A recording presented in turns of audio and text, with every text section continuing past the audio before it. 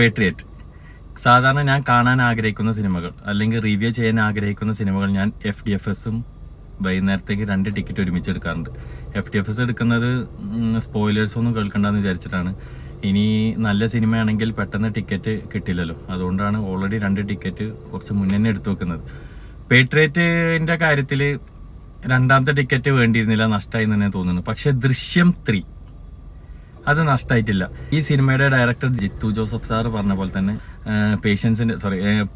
പ്രേക്ഷകരുടെ എക്സ്പെക്ടേഷൻസ് എത്ര മീറ്റ് ചെയ്യുമെന്ന് അറിയില്ല. പക്ഷെ നല്ലൊരു ഫിലിം ഈ നാട്ടിലെ സിസ്റ്റത്തിൽ അല്ലെങ്കിൽ ഒരു ലീഗൽ സിസ്റ്റത്തിൽ എന്തൊക്കെ പോസിബിലിറ്റീസ് ആണോ നടക്കാൻ പറ്റുന്നത് അതിനനുസരിച്ചിട്ടുള്ള സ്ക്രിപ്റ്റ്, നല്ലൊരു എൻഡിങ്, മാരക ടിസ്റ്റൊന്നുമില്ല, എന്നാലും ടിസ്റ്റും കാര്യങ്ങളൊക്കെ ഉണ്ട്. പക്ഷെ മാരക ടിസ്റ്റൊന്നുമില്ല. പക്ഷെ ഫാമിലി ആയിട്ട് നന്നായിട്ട് എൻജോയ് ചെയ്യാൻ പറ്റുന്നൊരു പടം തന്നെയാണ് ദൃശ്യം 3.